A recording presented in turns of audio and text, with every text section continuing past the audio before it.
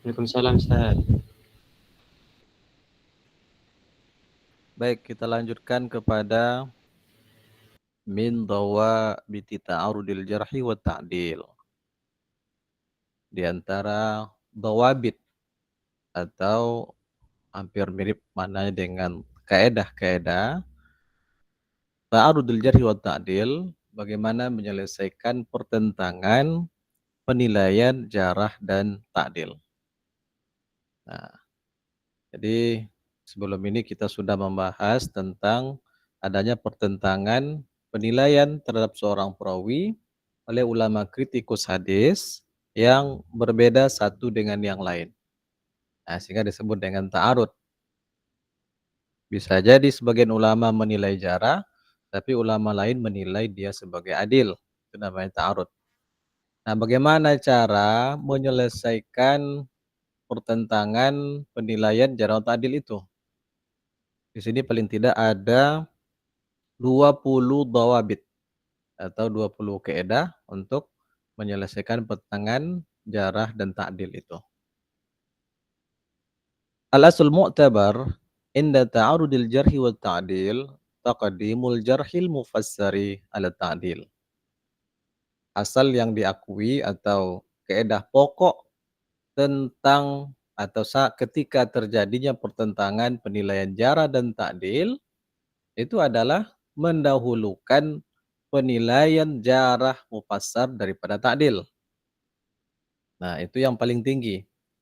Mengambil penilaian jarah mufassar. Kalau jarah sudah mufassar, itu penilaian yang paling tinggi yang harus dipegang. Wa taqdimut ta'dili 'alal jarhil mubham. Dan mendahulukan penilaian ta'dil, adil, daripada jarah mubham. Nah, jadi yang paling tinggi adalah jarah mufassar, di bawah itu adalah ta'dil, kemudian yang paling bawah adalah jarah mubham. Kalau ketiga-tiga ini tidak ada terhadap seorang perawi, maka perawi itu dinilai sebagai perawi yang majhul, perawi yang tidak dikenal.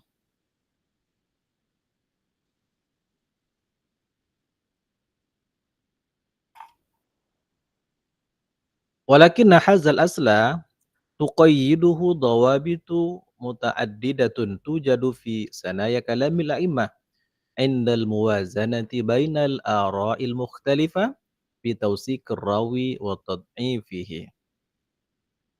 Tapi kaidah pokok ini itu tidak lepas begitu saja. Tidak bisa diterapkan langsung seperti itu. Tapi dia terkait dengan beberapa dawabit, beberapa kaidah atau aturan. Nah, dari mana diambil dawabit atau kaidah-kaidah itu? Itu diambil dari perkataan para ulama atau aplikasi oleh para ulama saat mereka menilai perawi. Jadi seperti apa para ulama menilai seorang perawi, maka dibuatlah kaidahnya. Sanaya kalamil a'immah indal muwazanati bainal ara'il mukhtalifah. Diambil dari perkataan para ulama atau para imam ketika mereka membanding-bandingkan di antara pendapat yang berbeda dalam menilai sikoh atau dhaif seorang perawi. Nah, dari sini lahirnya kaidah. Jadi kaidah itu lahir dari praktek yang sudah ada. Sekian banyak praktek yang memiliki kesamaan dimunculkan kaidah-kaidahnya. Kalau begitu yang pertama muncul adalah prakteknya, setelah itu baru kaidah-kaidahnya. Nah, dari praktek-praktek itu muncullah kaidah-kaidah berikut. Ini ada sekitar 20 kaidah. Yang pertama, i'tibaru manahijil a'immati fi jarhihim wa ta'dilihim. Bahwa dalam menerima penilaian jarah dan ta'dil yang bertentangan itu harus pertama sekali memahami manhaj para imam dalam menetapkan jarah dan ta'dil. Jadi para imam dalam menilai jarah tadi itu tidak satu manhaj. Ada beberapa manhaj. Ini juga sudah pernah kita singgung, tapi lebih jelasnya kita lihat di dalam lembaran ini. Fa innahum ala salasati aqsamin hiya. Sesungguhnya para imam kritikus hadis itu mereka dapat dibagi kepada 3 manhaj, 3 metode mereka dalam menilai seorang perawi.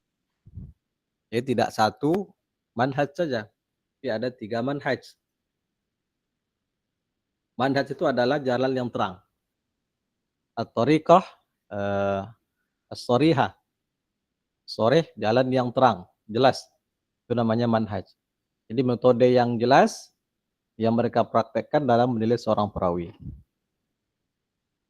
Manhaj yang pertama, man huwa muta'annitun fil jarhi, mutasabbitun fit ta'dili, yaqmizur rawi bil ghalataini was salas, wa yulayyanu bidzalika haditsuhu.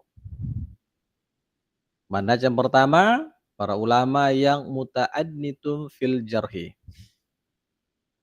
Itu sangat mudah untuk menilai jarah. Nah, itu metode yang pertama. Bagi mereka, sedikit saja seorang perawi punya kekurangan, itu langsung dinilai jarah. Jadi muta'annitun fil jarhi, begitu mudah dalam menilai jarah, mutasabbitun fit ta'dili, tapi ketat atau sulit dalam menilai adil. Nah, itu manhaj yang pertama. Nah, bagi mereka, kalau seorang perawi itu terbukti melakukan 2 atau 3 kesalahan saja, ada 3 atau 2 dia lupa atau kesalahan, nah maka perawi yang seperti ini yulayyanu bidzalika hadisuhu. Itu hadisnya akan dinilai layyin. Nah, layyin itu bagian daripada penilaian jarah yang sangat dekat dengan penilaian ta'dil. Kalau kita mengikut kepada penilaian Imam As-Sakhawi yang membagi tingkatan ta'dil kepada 6 tingkatan, mulai dari ulama atau para perawi yang paling siqah sampai kepada yang paling rendah kesikuannya atau mendekati penilaian jarah, itu ada 6. Maka begitu juga penilaian jarah dalam pembagian atau tingkatan Imam As-Sakhawi juga dibagi kepada 6. Mulai dari tingkatan yang paling dekat dengan penilaian ta'dil sampai kepada yang paling parah. Maka tingkatan pertama yang paling dekat dengan penilaian ta'dil itu adalah penilaian layyinul hadis. Yang paling parah itu akzabun nas, manusia yang paling pembohong, atau dengan istilah dajjal. Itu adalah penilaian yang paling buruk terhadap perawi. Nah, jadi kalau seorang perawi itu terbukti melakukan kesalahan 2 atau sampai 3 kali saja, itu hadisnya oleh ulama kelompok manhaj ini sudah dinilai sebagai layyinul hadis. Ini kelompok yang ketat. Lalu pertanyaannya, siapa mereka? Wa min haula, di antara mereka adalah Syu'bah bin al-Hajjaj. Syu'bah bin al-Hajjaj ini yang paling senior, yang wafatnya tahun 160 Hijriah.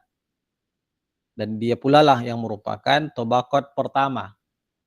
Tabaqat pertama dari ulama kritik bermanhaj mutasyaddid.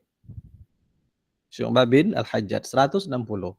Kalau bisa memang tahun wafat daripada ulama ini selalu diingat sehingga kita tahu tabaqatnya di mana. Nah, dihafal, tapi tentu tak mungkin seperti menghafal ayat Al-Quran pula, tidak. Dengan membiasakan diri, membaca namanya, kemudian terus membaca dan mengingat tahun wafatnya, insya Allah akan terhafalkan dengan sendirinya. Jadi ulama yang paling senior Syu'bah ibn al-Hajjaj. Di bawah itu tabaqat berikutnya adalah Yahya bin Sa'idin Al-Qattan. Yahya bin Sa'id Al-Qattan yang wafat tahun 198 Hijriah. Berarti Yahya pada tabaqat kedua dari ulama yang bermanhaj mutasyaddid. Tabaqat yang ketiga, Yahya ibn Ma'in yang wafat tahun 233. Berarti agak jauh lagi. Nah, lebih kurang 35 tahun jaraknya. Jarak masa wafatnya dengan Yahya bin Sa'id Al-Qattan. Dan Yahya bin Ma'in itu termasuk imamnya para ulama kritik. Dia termasuk ulama yang paling ahfaz, yang paling hafiz tentang para perawi. Itu Yahya bin Ma'in.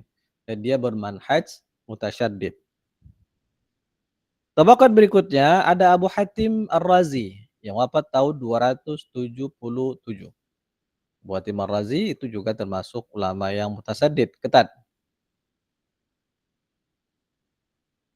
Kemudian yang berikutnya adalah Imam An-Nasa'i yang wafat tahun 303. Baik, yang kedua ada kelompok ulama yang mu'tadil.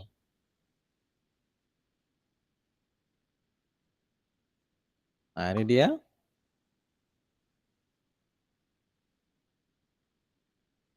Siapa itu kelompok mu'tadil atau kelompok kedua? Man huwa mu'tadilun. Itu para mereka yang pertengahan. Nah, fit tausiki mansifun fil jarhi. Mereka ini mu'tadil, pertengahan dalam menilai kesikon seorang perawi. Tidak ketat, tidak pula terlalu longgar. Tidak mudah menilai jarah, tidak juga mudah menilai ta'dil. Tapi sangat pertengahan. Mansipun fil jarhi. Mansip artinya sangat objektif. Sangat objektif dalam menilai seorang perawi itu kena jarah.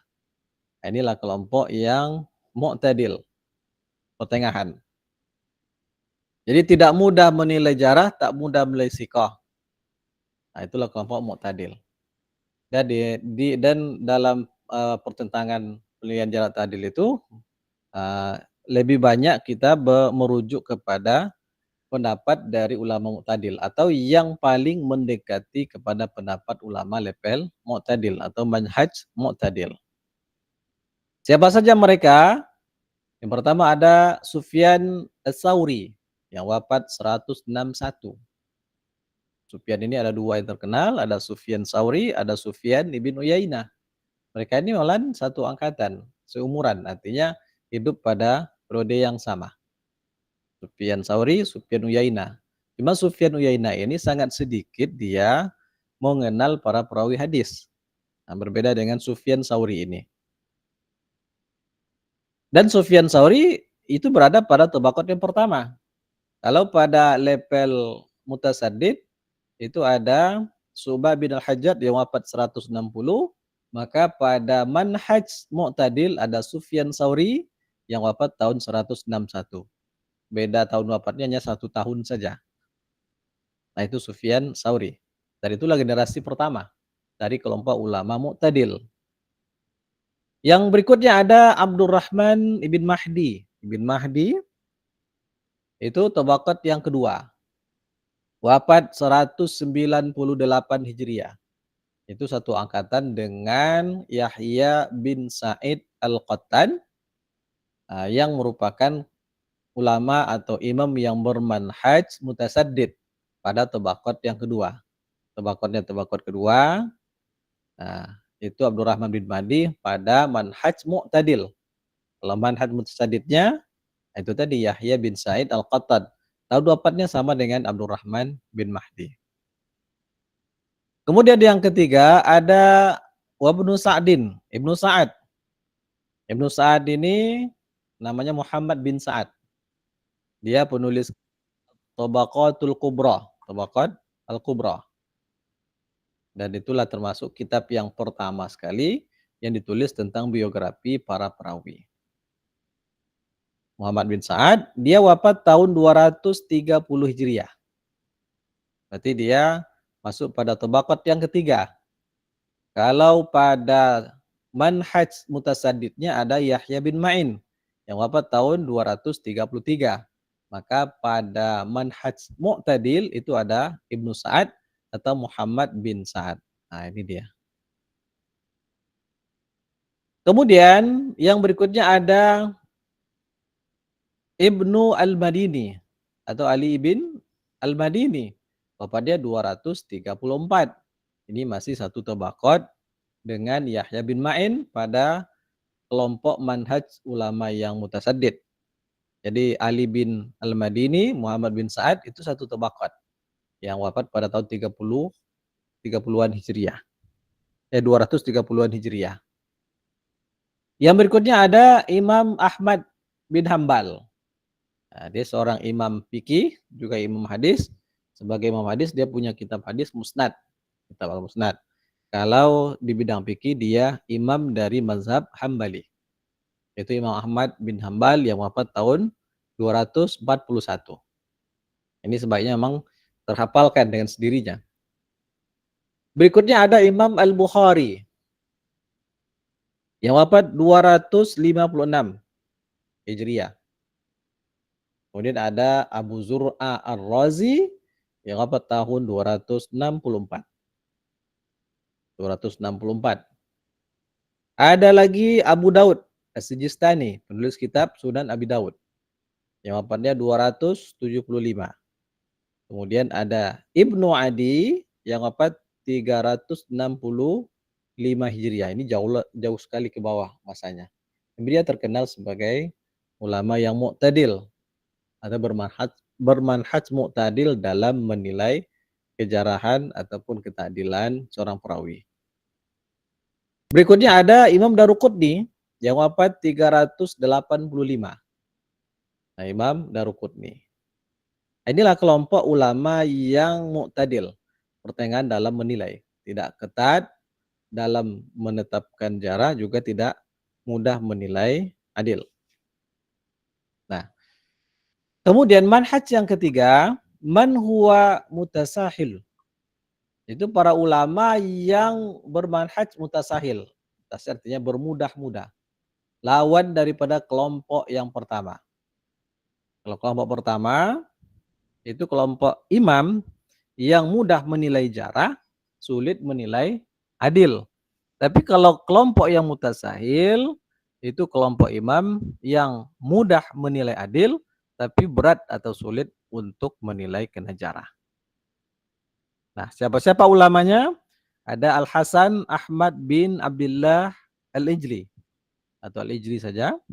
Ya, itu kelompok yang mutasahil. Kemudian ada lagi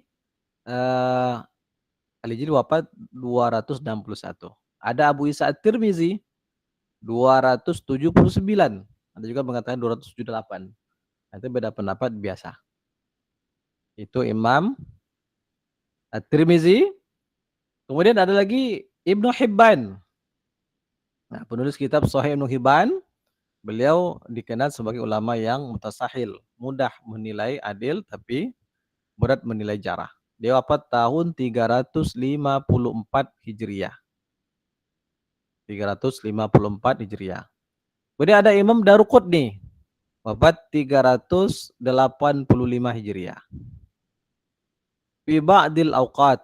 Tapi Imam Daruqutni itu dinilai pada sebagian tempat dia mutasahil, tapi sebagian lain malah dia terlihat dalam penilaiannya itu sangat ketat. Sangat ketat. Itu Imam Daruqutni.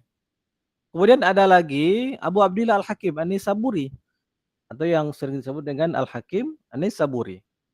Itu wafat 405. Kemudian ada Abu Bakar Al-Baihaqi yang dinilai juga termasuk kelompok yang mutasahil yang bisa dilihat pada halaman 458. Itu Imam Al-Baihaqi. Bisa dipahami kira-kira? Bisa, Ustaz. Yang lain? Bisa Ustaz. Bisa, Ustaz.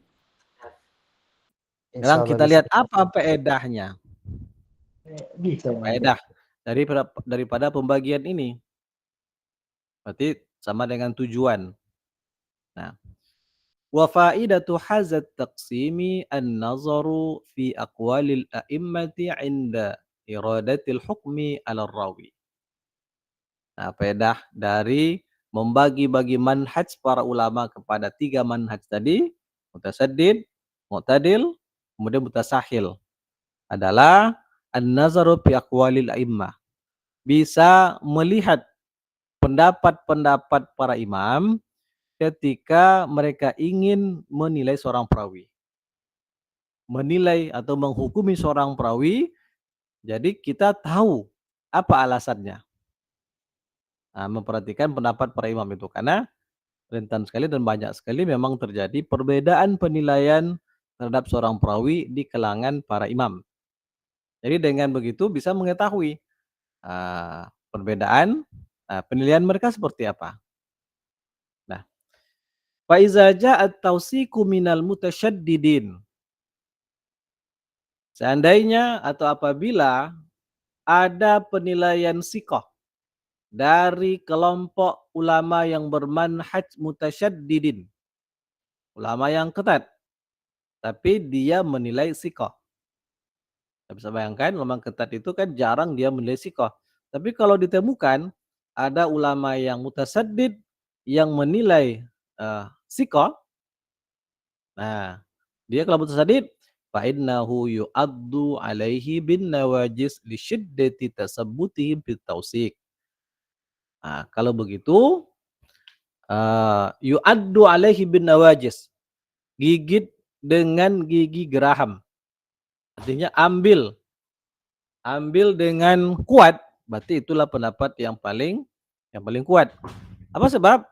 Karena pada dasarnya mereka ulama yang mudah menilai jarah dan sulit menilai adil. Sekarang mereka pula atau kelompok ini pula lah yang menilai siqah atau adil, tentu ini paling kuat. Sebab mereka jarang-jarang loh bisa atau mau menilai siqah.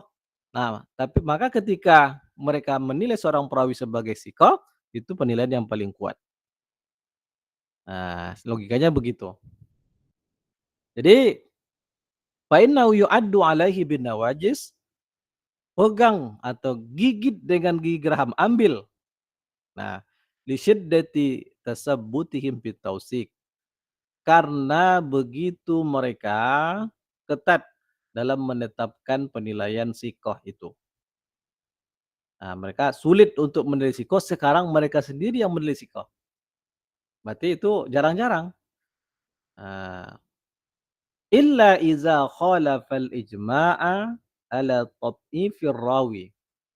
Kecuali apabila bertentangan dengan ijma' yang sudah menetapkan atau menilai dhaif seorang perawi.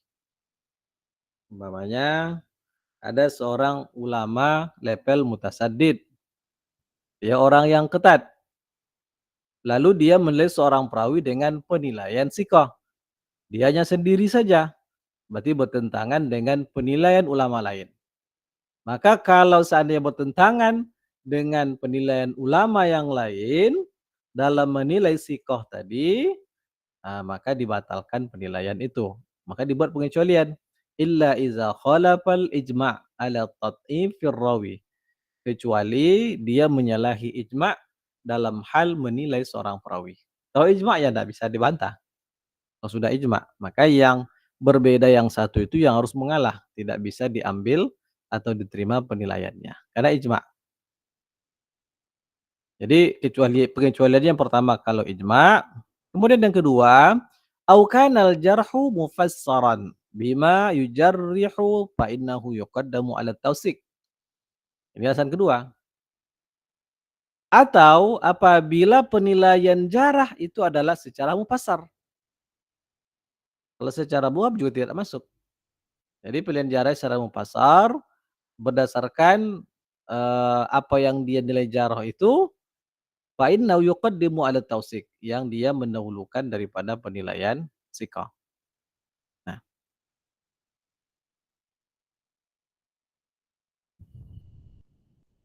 kemudian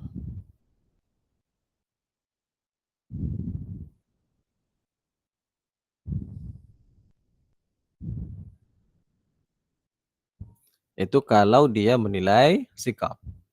Walakin iza jarrahu ahadan minar ruwa fa innahu yunzaru hal wafaqahum ahadun ala zalik am la.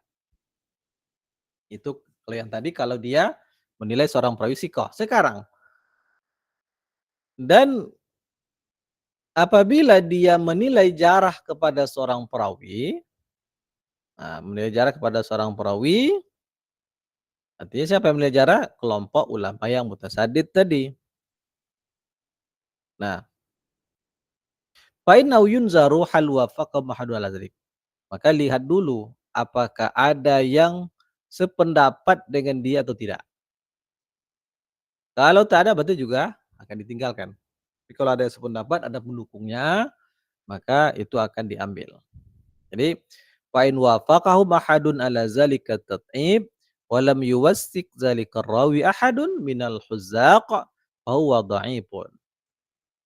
Jika ada seseorang yang menyepakati penilaian dhaif itu, dia tidak menyendiri. Ada lagi ulama kritikus lain yang sependapat menilai dhaif kepada seorang perawi. Nah, lalu perawi yang dinilai dhaif itu walam yuwassiq zalika rawi ahadun minal huzza, dan tak ada pula ulama-ulama yang senior, ulama yang jago yang menilai siko perawi itu. Nah, tak ada pula yang menilai siko, yang ada hanya penilaian dhaif. Nah, fahuwa dhaifun, maka dia adalah seorang perawi yang dhaif. Wa illam yuwafiqhum ahadun ala tat'ib fa innahu la yu'khazu biqaulihim ala itlaqihi. Dan jika tidak ada satupun yang sejalan dalam menilai dhaif, fa innahu la yu'khazu biqaulihim ala itlaq. Maka penilaian mereka itu tidak bisa diambil secara mutlak. Walakinna la yatrahul mutlaqa. Tapi juga tidak bisa dibuang secara mutlak, tidak bisa diambil secara penuh, tapi juga tak bisa dibuang, diabaikan begitu saja. Nah, lalu bagaimana caranya? Bal in aradahu tausikum mu'tabirin fala yuqbalu zalikal jalhu illa mufassaran. Kan tetapi jika penilaian sikoh dari ulama yang muktabar bertentangan dengan dia yang menilai kena jarah, nah, yang menyalahi ulama yang muktabar dalam penilaian sikoh oleh seseorang tadi. Nah, maka dalam keadaan seperti ini fala yuqbalu zalikal jarhu illa mufassaran. Maka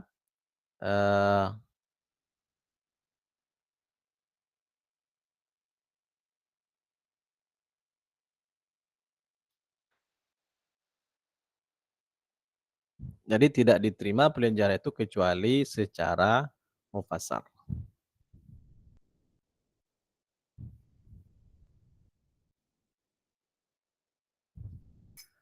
Baik, kemudian kita lihat halaman berikutnya. Oh, ini masih ada. Nah, ini sepertinya contoh.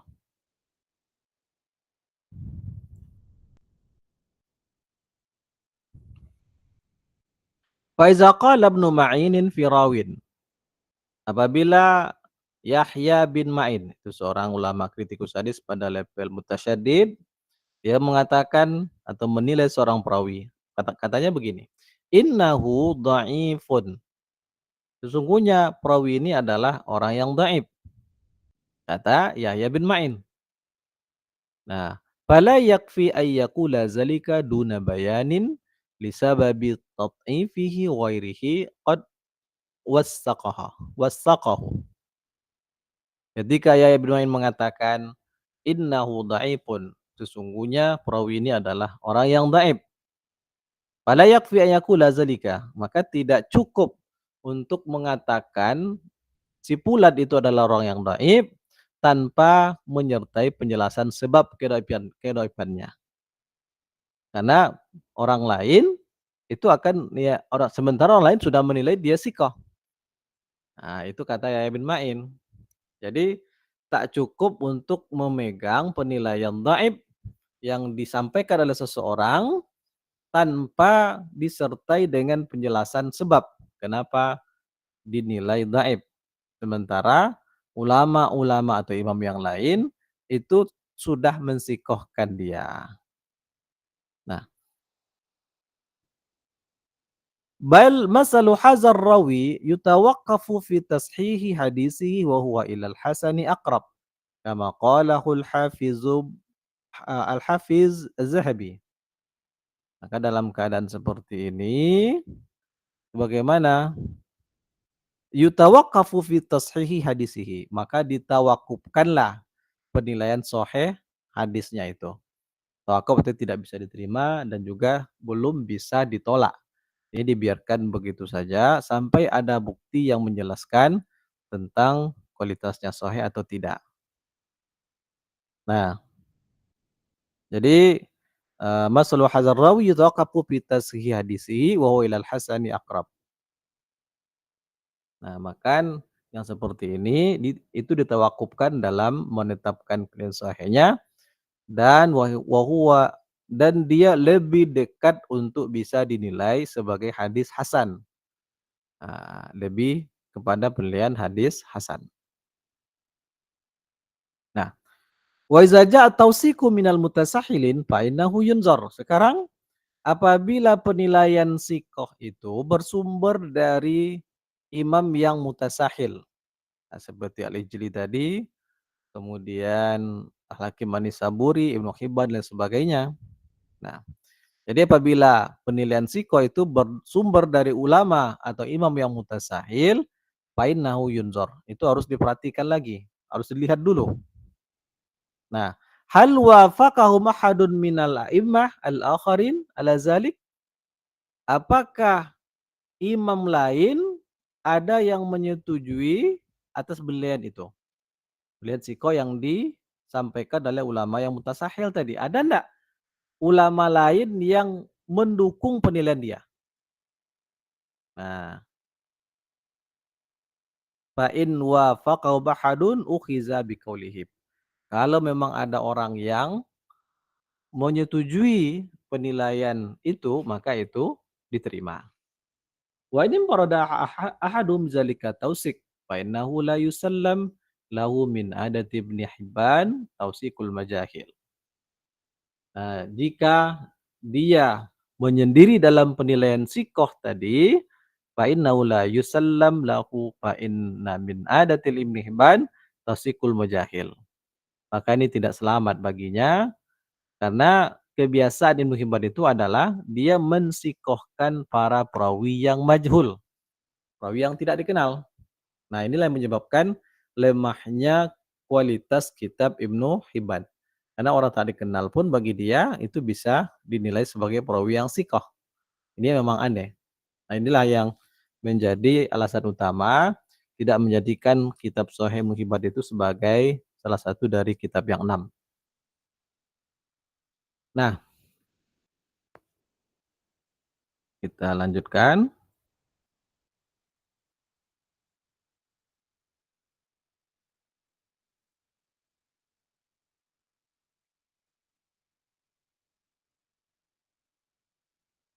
Lalu bagaimana? Wa in wafaqahum ahadun ukhiza biqaulihim. Kalau disetujui atau didukung oleh pendapat orang lain, satu orang saja, maka akan diambil penilaian itu.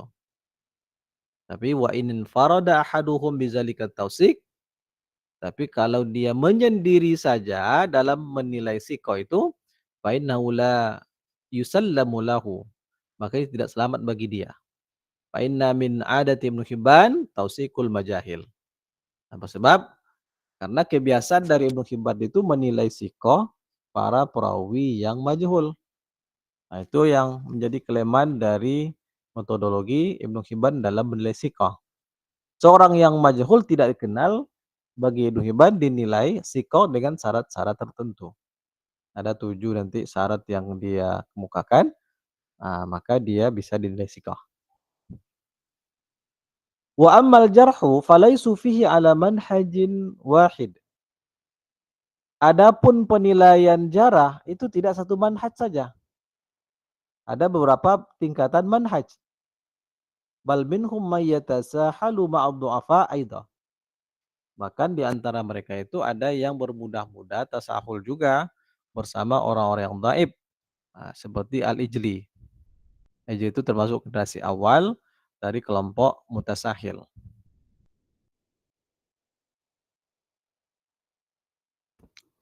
Wa minhum may yata'annatu ahyanan Ibnu Hibban.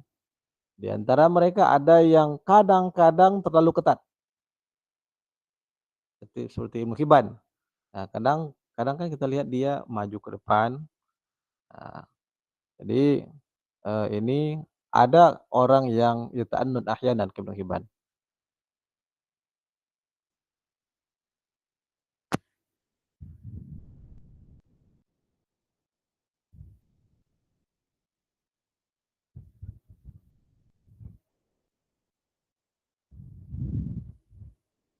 Bentar, kita lihat lagi. Wa mal jarhu falaisu fi ala masjid wahidin. Dan jarah mereka tidak satu manhaj saja. Tapi ada di antara mereka yang yatasahal ma du'afa aidan. Yang mereka itu sangat mutasahil bersama orang yang dhaif seperti Al-Ijli.